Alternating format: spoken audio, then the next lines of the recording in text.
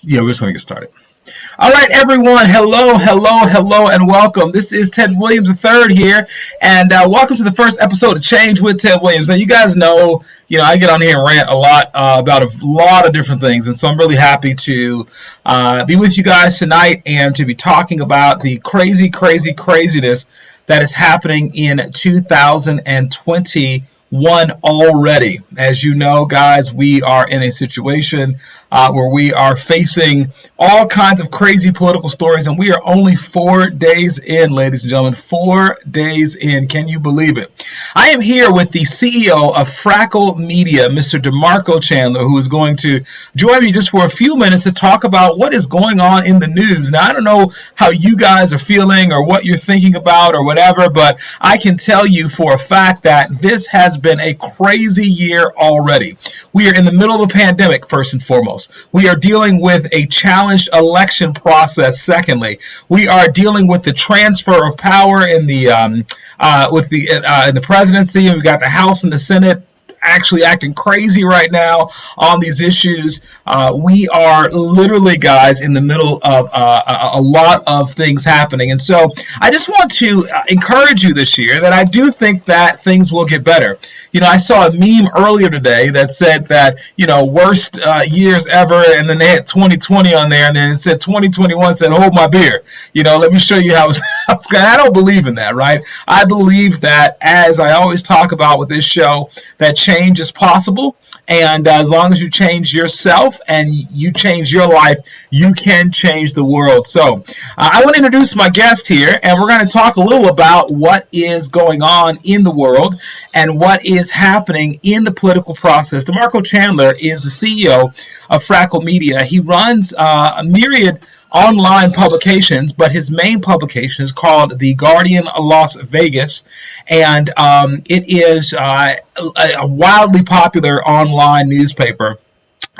He also runs a program called the News School out of St. Agatha's Church in Chicago. He uses that as his facility to really train young people on journalism, not only print journalism, but also on visual journalism, media, video, you name it. And so he really has been doing some really great work. And as a media expert, him and I talk a lot about what is going on in the world.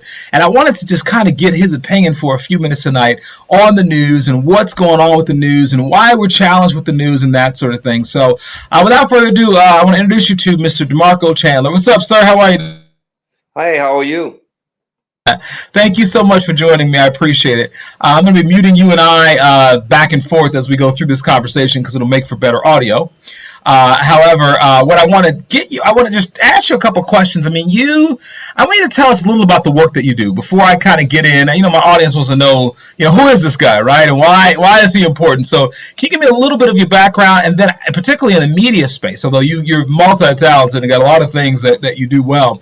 But I want to talk about the media space specifically because I want to get into media coverage of this presidency, media coverage of the election, media coverage of the coronavirus. I got a bunch of stuff to talk about. But why don't you tell us a little about who you are and what it is that you do? Well, first, let me just say, Teddy, thank you for having me, Ted. Appreciate being here. What I'm preoccupied with these days, this latter part of my life, is journalism, which is the job, or rather the job of the journalist, is to provide information, news information for people, to serve people, so that they can make good decisions or better decisions. So that's the idea, that the journalism serves the public, especially they're especially important in a democracy. And here in the United States, we have something that protects us. We have something called the First Amendment that protects not just free speech, but protects journalists. So that's what I primarily am doing these days, is I'm training journalists, and we're doing journalism, if I can use that as a verb for right now. And the other thing that we've been able to accomplish in these last few years, we've been doing it here in Chicago for the last 5 years under the name called the News School. And so without me getting into some of my other history in life, I want to we keep it there, keep it focused in on the news that we're doing. So New School is there to train young people. The idea is when we're tired of people parachuting into our communities, journalists rather, parachuting and then being able to tell our story. And they miss the nuance, cultural items or cultural experiences that we have. They miss those things, and therefore they get our news wrong. You can really call that kind of news reporting somewhat fake news, because it's not correct. So that's what I'm interested in doing right now. What I've noticed is that because we teach this journalism, our focus has been, okay, so how can we use this to address some of the problems in the communities that we serve? And the communities we serve, they have illiteracy rates are high in those communities. Let me be specific. I don't want to say they're highly illiterate. I just want to say that the illiteracy rates are among the highest in not just in Chicago or Illinois, but in the United States. So we're addressing that part of the community. And in doing that, we're teaching them how to read and write through the eyes of the journalists and with the purpose that the journalist has. Does that help a little bit? Clarify. Absolutely. Thank you so much. So you help to train journalists, which I think is so powerful, because they got this thing out right now. Everyone's talking about fake news, right? And what I want to kind of talk to you about is this idea in America today that news is what people perceive it to be, right? So you've got your liberal news sources, you have your conservative news sources, and I have never seen a time in American culture where those are so divided. I would suggest, and everyone, most people know that I'm not a fan of our current president. I would suggest that the problem has existed, right, and did exist very heavily. There's in the 1980s, there was legislative movement with the FCC that basically removed the idea of fairness across the board when it came to national news outlets, that you did not have to necessarily produce both sides. And so it began to create this hyper partisan media environment that we find ourselves in right now.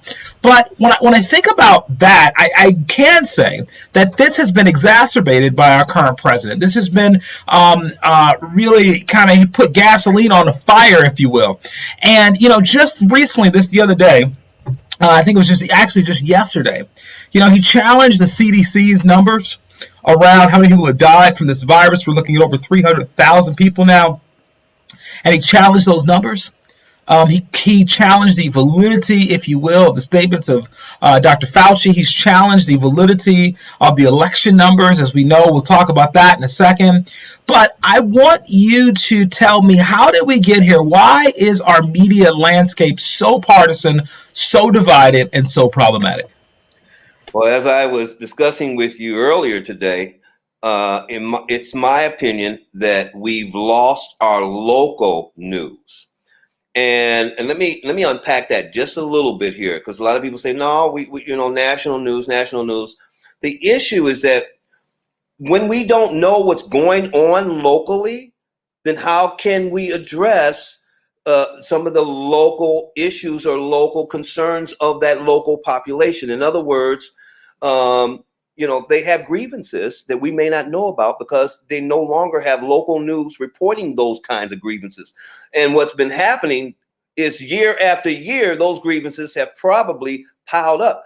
Because I was unaware, Ted, and I'm sure you may have been unaware, that we were living in a culture that was so divided that you would get 150 million votes, 160 million votes in a presidential election, and it's almost 50-50 in terms of the way we're divided. And when you look at the agenda is against the best interest of more than 50% of the people. The agenda that had been embraced for the last 4 years. You follow me? Now, this is not without me casting aspersions on any particular party or not. I'm casting aspersions on both parties, because we haven't had an opportunity. We haven't elevated that local news information source, and actually they've been going out of business, in a more rapid pace than can be handled. I think we see some of the results of that. with the problems we see in the streets. You know, it's funny that you say that because, both parties are to blame, right? We look at this, once again, it's hyper partisan political culture. We look at the idea that really we're almost living in two different countries, right? But, I have to say, once again, our current leader has been really a lightning rod for this stuff.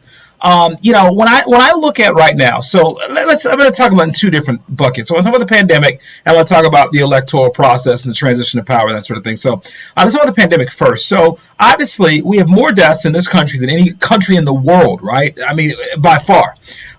We have now over 300,000 people who have died from the virus. We are now rolling out these vaccines, but even the vaccines are moving more slowly than what many experts say could have been happening and should be happening at this period of time. We see this maskless culture still running around, right? So even the president hosted a maskless event for New Year's Eve.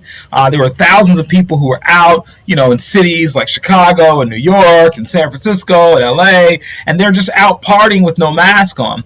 And then what you find is that there is a large segment of the population, right? Over 70 million people voted for our current president. Large segment of the population that really looks and says, you know what? The mask issue, that's fake news. The issue of the virus being deadly, that's fake news. How do you argue with people, or how do you engage people who are not working with the same set of facts? I think it was a politician, I want to say maybe it was Tip O'Neill who said this, maybe it was Ronald Reagan, I forget, some politician from the 80s who said, you're entitled to your own opinions, but you're not entitled to your own facts. How do we deal in this fact-free culture? Yeah, that's a great question, and it's a question that's been puzzling me, especially when we deal with this pandemic. The only reason I brought the local piece in is to distinguish this division is so significant in terms of it being 50-50. And so, yes, you have some that are wearing masks, you have some that are not wearing masks, and the idea is political. This has nothing to do with health. Everything is political. That's what's happening. And therefore we need to understand what do we mean when we say everything is political? What do we mean? Oh, they're just playing politics. What do we mean when we make those kinds of statements? And I'm not sure if people understand the word, to be political. It just means you're pretty much trying to persuade somebody to embrace your desires, the things you want. That's being political. And therefore, every time you hear talk radio, normally that person talking is being political, right? He's trying to get people to buy into his ideas or his notion. So now let's take that whole notion and place it on the pandemic, Ted. And when you do that, you're now looking at the divide, and it's hurting people. This idea, now it's hurting people. Now the idea to be political is because I'm against him and she's against him. But now I'm doing something that's against me. This is why I pointed that out in the beginning, is that now what's happening in the pandemic is a real good example. It distinguishes us. It shows we are actually harming ourselves. We're doing it to ourselves. Tell me if that's not true, Ted. Yeah, no, you're absolutely right. I want to shift over for a moment because, well, let me just say this before I leave the pandemic piece. The president has challenged. I got a tweet. I didn't even find my phone here. I thought I had it right here, but the president just said today that, hey, you guys love Dr. Fauci, but I'm the one that made Dr. Fauci, right? He also has challenged the CDC numbers, countering how he believes they were kind of compiled incorrectly, which I just think is terrifying. And what I am convinced of is that when this administration ends in just 16 short days, 16 days, 22 hours, 36 minutes and 24 seconds before the administration is over, we know that much of what we see happening is going to continue, right?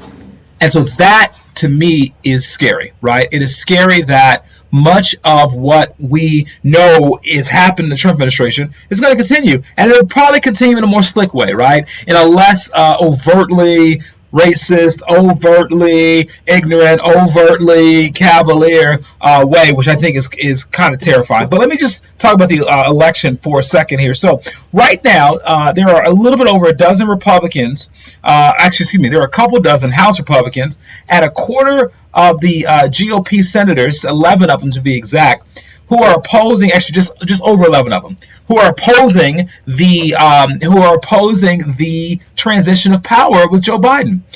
This is really unprecedented, folks, because if you understand the way elections work, elections are done at the state level. We have 50 different states, 50 different electoral processes, and so the idea that the Congress in what we're seeing right now is just their certification of the election. It's really a formality. Came about after the election, Rutherford B. Hayes and Samuel Tilden in the 1870s. This is just a formality, and yet you got senators who are standing opposed to it. And so, what do you think is going to happen, particularly in terms of news coverage around whether the president will be successful in his efforts to overthrow? We know it probably won't happen, but what's going to happen with the tenor of our political discussions as we go forward with almost half the country considering Joe Biden an illegitimate president?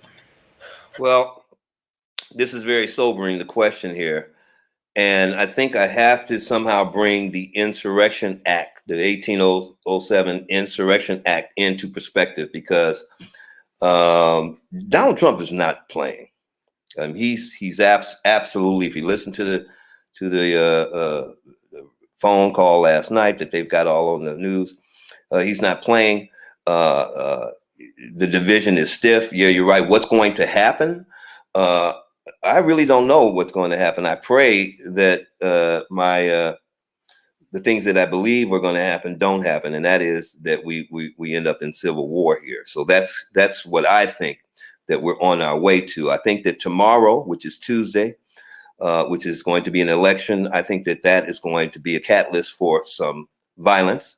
And I'm pretty sure that Wednesday is going to really bring upon some stuff.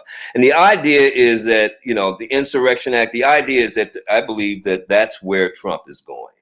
I personally believe that. I didn't want to tell anybody about that because they think I'm this end guy. I'm always looking at end times. But the thing is that the Insurrection Act is not listen, Kennedy did it like 3 or 4 times. Johnson did it, 3 or 4 times. I mean, it's been done. It hasn't been done since 1992. But it's that Insurrection Act that I fear is where this, and you can see why. You see, there were 10 Secretary of Defenses that put a letter out recently within the last 24 hours. And they said in their letter, Ted, they were actually asking or warning, letting American people know what was possible, and asking the Army basically to stand down on this piece, not to be used, because that's what it allows him, Trump or any president to do, is to deputize or federalize the guards, the National Guards, and to bring in and marshal in the Army. So that's where I think things, we need to be careful and be watchful of that. Yes. We think that January 6th is just a formality. They're going to vote. Listen, this what's happening on the streets is going to, and if Trump decides to use presidential power and bring in that 1807 Act, my friend, and he's been talking about it, the Insurrection Act. So there you have it. Give me my client. Thank you. Thank you so much for bringing that up. But the electoral college is pretty clear, right? So Biden won 306 electoral votes. President Trump won 232. Even if they were to flip Georgia, for instance, right? Even if Trump was to get his 11,870 votes, I think was the exact number, or whatever the exact number is. Even if they were to do that, they still would not prevail, right? And so this, ladies and gentlemen, this is really, for me, unprecedented, right? So, I'm in my 40s, and I've been studying politics since I was a teenager, because I've always been interested in politics. And I've never seen anything like this. I'm sure you've probably never seen anything like this. I'm sure people, my grandmother who's in her mid 80s, she's never seen anything like this. So, I mean, this has been really unprecedented, and I'm really concerned about how our democracy goes forward. It's funny because I remember in 2000 when we had that period of time when Gore and Bush, we didn't know who was going to be the president there. And I remember the instability that we all felt, right, when we went this period of weeks with no real clear transitional process, and then Bush comes into office, and really half the country did not consider him legitimate. And then, and I know you're a student of history, then 9/11 happens, and George Bush gets validated through 9/11. Now, I'm not suggesting in any way, shape, or form that Joe Biden is in that same space or whatever, but I hate to know the fact that it oftentimes takes tragedy and major catastrophe to solidify sometimes controversial administrations. I want to hear your opinion on this, but let me just say one last thing on this. In the election of 1876, this was an infamous election, right? Rutherford B. Hayes, Samuel Tilden. There was an 80% voter turnout that year, right? African Americans had just won the right to vote, African American males, through the 15th Amendment. And they could not figure out who won on election day. Now, they had a 4-month process between election day and inauguration. We don't have that same thing. We have less time now. But what happens is that there was one electoral vote separating Samuel Tilden from Rutherford B. Hayes. So they meet in Washington, D.C. They have this commission, and Rutherford B. Hayes famously negotiates as a Republican, and Samuel Tilden was a Democrat. Negotiated, and they're obviously the Northern Republicans, Southern Democrats, negotiated essentially getting the presidency with no opposition from the Democrats in exchange for ending Reconstruction and removing federal troops from the South, and basically causing almost 100 years of torture through Jim Crow segregation and legally sanctioned terror for people of color in the South. He sold them out. And it really is the reason why Reconstruction never continued. So every scenario I've mentioned, right, that we have these controversies has not really ended up great. I'd love to hear your thoughts about that. Well, listen, not to go back to 1876 so much, is because we're experiencing the similar kind of situation where right now the House and both houses are going to vote. It's interesting that you would say that, because when you think about this: what if the Democrats did not have the chamber, the congressional chamber, the first house, right? What if they did not have the representative government house? What if it was both political bodies? If both political bodies held those chambers, what would happen today? I mean, because right now you have to have both houses today, meaning that Nancy Pelosi's chamber, right, and the Senate, both of those chambers have to say we have to vote to address these grievances. The Senate grievances and the House of Representatives grievances. And therefore, it could actually be that Biden wouldn't take office. Well, so that's the negotiation. They negotiated back then, but there's that would be something to me to have a situation like that if we had, Trump and president and both houses gone. So there, I just threw another question back at you so we can look at those two things just opposed to one another. Yeah, so I mean, the fear is real, and yet there have to be an overwhelming amount of support in both the House and the Senate, which is just not there, right? So the Republicans can only drum up 11 senators to stand against this, and the House has a couple dozen Republicans, but the House still has a Democratic majority, a slim one, but still has one. So I think that we are obviously in great some levels of peril that exist, but I don't think that we're going to end up with Joe Biden not being able to take his seat blessedly, right? But what I am concerned about is the inability to get anything done. And so this Senate race, Ted Cruz said this today. He goes, "This is the most important Senate race in our lifetime." And he's right. but I think for a different reason than what Ted Cruz was saying, right? For me, this is an issue of whether people will have health care, right? Whether we will have pandemic relief, right? Whether we will get student loan relief, right? Whether we will re-engage with the Paris climate agreement, whether we will re-engage in the Iranian nuclear deal. All of these things that we're talking about are critical issues that will be really, really hampered if the Democrats don't have the Senate. And so, I cannot tell you, and I'm sure people understand this, but this Senate race, these two Senate races in Georgia, are the most consequential Senate races that I've ever seen in my lifetime. It literally, if the Democrats do not win both seats, right? If they win both, they tie, and then Kamala Harris as VP gets to break the tie. But if they do not win both of those seats, Joe Biden's legislative agenda will be hampered significantly. And I think what we'll see is then we won't see real relief on a lot of these issues. We'll have to use he can use executive orders, that sort of thing. We won't see real relief on these issues. And then, and the 4 years is not that long away. Right? It isn't. And so the folks who are looking to try to unseat him, right, in 2024 are going to be rearing up, ready to go within a few months, talking about how he's failed. So Biden has his hands full and his work cut out for him. Yeah.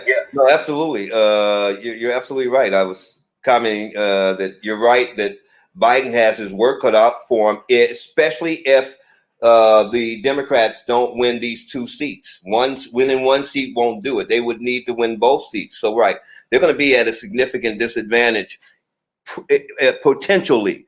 But the Republicans may have shot themselves in the foot, though, as we look at the enthusiasm to vote. We don't know yet what the outcome of this vote is going to be. It's just it's a mystery to everybody. It's so close. The races are so close. But one thing we have to think about, the war is going to be war in the information channels. In other words, the news channels. And this is something that, we began talking about as you started our talk today. And that is to look at how, the various news stations or media outlets are going to either help or hurt Biden. You follow me? Or help or hurt the Republican Party. We need to look at those kinds of things. And that's why it's so important, man, to address or at least emphasize critical thinking. Because if you just think critically, you can discern, where something is wrong or right. And the thing is that we're not even taking the court's opinion for things. I mean, the court has already told us what the situation is. And yet the courts are being ignored right now. So we're in a very precarious situation, and I'm interested and prayerful, my brother, that it turns out for the people. It turns out better for the people as opposed to the oligarchs. Yeah, great point. I am, I'm a prayerful person as well. We got Reverend Raphael running down in Georgia, so we will get some prayer in the Senate, which would be cool. I think that I like who he is, what he stands for, and really the religious ideological spin that is really progressive and about sort of the poor and that sort of thing. It is really, really, there's hope there, right? That we're going to move in the right direction, morally, socially, and otherwise, but we will see, right? We really do not know. I am convinced, though, that, whatever happens, this country is not going to be the same. I feel like the last 4 years have really ripped off ripped off the veil, if you will, and really helped us to understand that although we had come really far in many, many ways, we have a very, very long way to go in this country. And I will tell you that, particularly around the issue of inequality, right? You would think that we're moving in the right direction. And yet, I just read a data point or a piece of statistical information that said that in the 1950s, that corporate CEOs, that corporations, were responsible for over 30% of all tax revenues in the country, over 30%. And that just last year, that number has dropped to under 6%.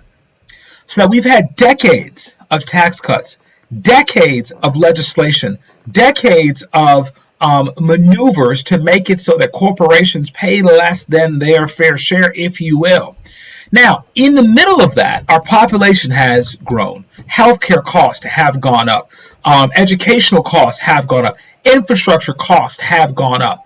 And so, it's a very simple math equation if you look at it. You cannot increase spending, right? Even the age that we live has gone up. So the cost of Social Security and Medicare and that sort of thing have gone up. You cannot increase spending and decrease revenues. It is really a recipe for disaster. And so, for me, and I'll just be very frank. Well, I don't want to be too frank because I don't want to get you in trouble. But I will say that the ideology, right? That the ideology, not just Trumpism, but the ideology that we see in this country of selfishness, of greed, of inequality, of a tolerance for racial, at least at a minimum, a tolerance for racial inequality. I mean, really, if you look at it, if you want to be super nice, you can go all the way and talk about racism, or you can say, hey, maybe people aren't racist, they just tolerate a high level of racial inequality, and they're okay with that. And to me, that's problematic, as problematic as racist, and I honestly would argue it is racist, but that's a whole other conversation. But I think that, these are real issues of inequality. Bernie Sanders talked a lot about this, and other people have talked a lot about it as well. But I am concerned, and I don't know how you feel about that, but I'm concerned about the increasing gap between the haves and the have-nots and what that's going to mean for us long term. Because I don't know that we can continue in this country with that level of inequality for millions and millions of people in our society. Yeah. I don't think that will change unless we start highlighting youth. I think that is when I look at history, and my background, even though I run a newspaper, my background is ancient history. I taught it. And when I look at history, I look at you look at John F. Kennedy. So you have to look at the 60s. You can see that there was a revolution in the 60s, right? There was the young people that led that revolution, and you get all kinds of things after that revolution. The music took off, all kinds of things took off, right? And one of the biggest reasons is because television took off as well. So things began to get information cross the sea, right? Cross oceans, and people started knowing what other people were doing in other places, and it helped them. I guess it basically helped them evolve better. Let's just say it that way. So as I look at things, how do we improve, or how do we stop this gap? I think what we got to do is we really need to focus on our young people and getting them interested in politics. I think that's the way you can drive out, because the problem we are seeing is this age old, and I'm not saying conservative in terms of conservative Republicans. I'm talking about just an age old conservative approach to life, which doesn't want to take any risks or take any chances. And when you live like that, or you try to embody a society to live like that, then things get stagnated and no growth and no change happens. And we really need change, desperately need to change. And I think what happened, and let me give you some more background here. I think what happened is when we get that Reagan revolution, that's really when those tax breaks began, is that Reagan revolution in the 1980s. Things went south because everybody pretty much had health insurance prior to Reagan. It's after Reagan or during the Reagan administration. I hate to say this, but that's the truth of the matter. When you look at our politics, we begin to start getting more divided in that process. And that's where the big tax piece came. When Reagan changed our entire, we had a change in our tax system. Go ahead. No, absolutely. I think you're right. Corporate deregulation, tax cuts, heavily corporate tax cuts. This was the Reagan Revolution. The idea that the government was the enemy, right? And you're a student of history, right? You're a historian.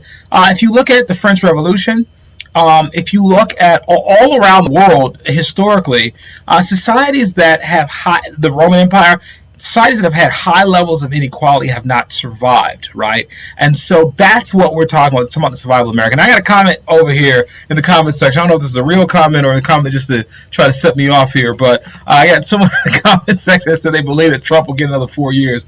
Now, I don't know if they mean that now or they mean that in the future. Obviously, that's not going to happen right now. But I do believe that it is quite possible in the future. I'm not suggesting that it's not. I don't think it would be a good move, but I do think that it's very possible. And so, and I particularly think, and I want you to answer this question, where do we go, right? Where do we go from here? What's going to happen in the media space, in the political space, and our social space over the next 5 or 10 years? Where are we going? I know that you, as an entrepreneur in the media space, are always thinking about where we're going and trends and that sort of thing. And I'm going to wrap this conversation up in just a couple minutes, but I just want to get your thoughts about what the future is going to hold. And I'm going to need you to be a little bit optimistic on this because, this show is called Change. You know what I mean? We got to be hopeful. I don't want to hear that it's all doom and gloom, although it might be all doom and gloom, but I at least need to hear a little bit of hope on this one. So go ahead. I could go to, my mom likes me to go to 2 Chronicles 7:14, right? And if my people.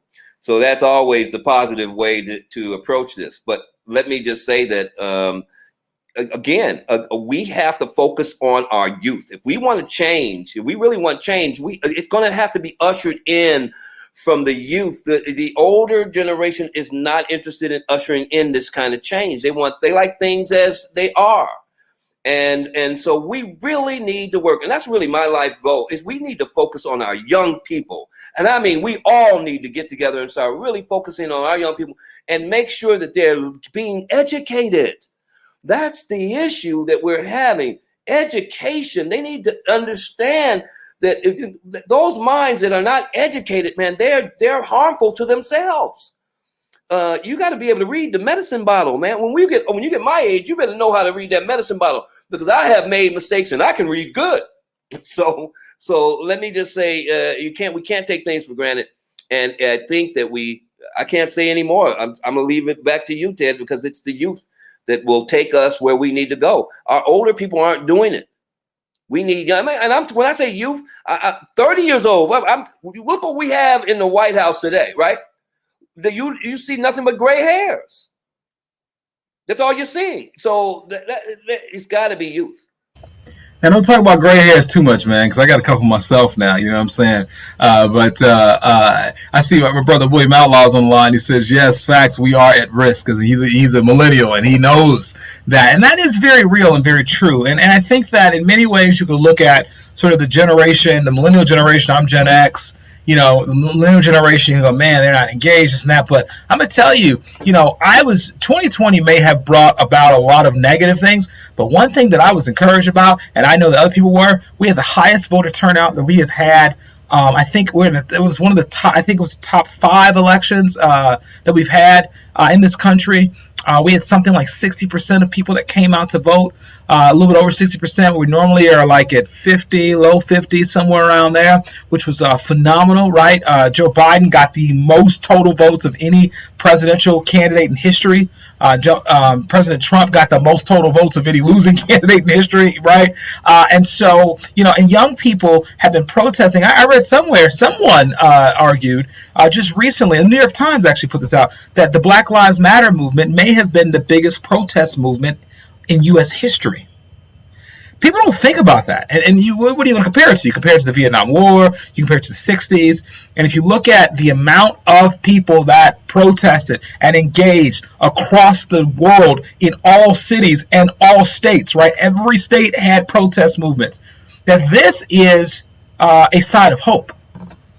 And so, young folks, we gotta, I think we've got to look at the glasses half full and not just half empty. But you're right. The political structure, the amount of money it takes to run for office, and the barriers that exist legislatively to get involved in the process. I've run for office. I know these barriers very well. This has created a situation where the people who are in office are heavily skewed towards one demographic, and that, my friends, is a recipe for disaster. So I'm gonna give you a final word here.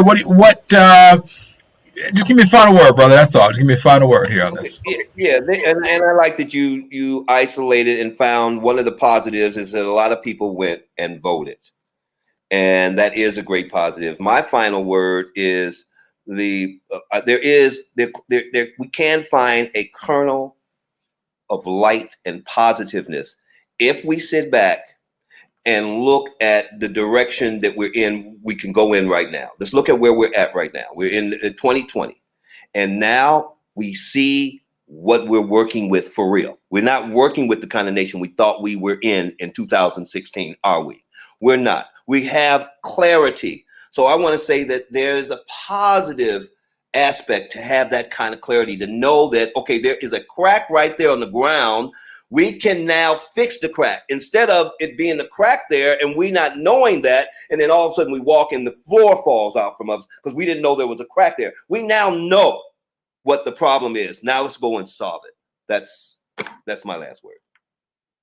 Well, we will leave it there. Thank you, Brother Demarco Chandler, the CEO and founder of Frackle Media and the CEO of the News School and the GuardianLV.com newspaper. Check it out. Also, guys, check out what we're doing on this end as well. We've got we have a virtual Zoom church ministry that we're doing on Sundays, 12:30. I'm doing 1619 in February. We've got 2 virtual shows during our Martin Luther King Day panel discussion. I've got actually a new audio book out that is called Your Life in 4K, Living the Life that is truly yours. And you can check that out at TedWilliamsIII.com. So, guys, we're just out here trying to change the world in whatever way we can. We'll be doing this show a little more consistently this year. And I'm just happy to have you guys please like the Facebook page, Ted Williams III, or subscribe to the YouTube channel. And we're going to keep on going. Really, our goal here is just to educate, inspire, and entertain people as well. So God bless you guys. Thank you all so much. And listen, this year it has been crazy. And yes, it is challenging. And yet I just believe that if we have hope, things can be better. So 2020 was challenging. 2021 can be better. And even though the first 4 days have been something else politically and socially, I do think that we can see brighter days. Take care, you guys. God bless you. And we'll see you next time.